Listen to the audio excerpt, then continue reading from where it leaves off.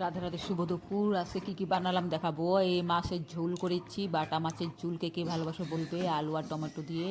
এদিকে বাটা মাছ ভাজা করেছি, ছোটো মাছ।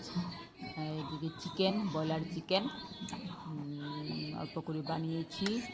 আর হচ্ছে এদিকে এদিকে সে সব কিছু দিয়ে সবজি দিয়ে ভাজা। এদিকে পেঁপে, শুধু পেঁপে দিয়ে মশলা দিয়ে একটু মাখা মাখা ঝোল।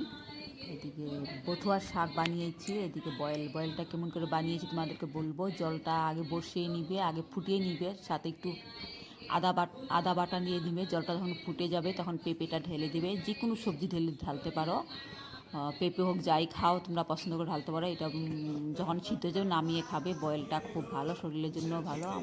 এদিকে ভাত বসিয়ে দিয়েছি, ভাত হচ্ছে।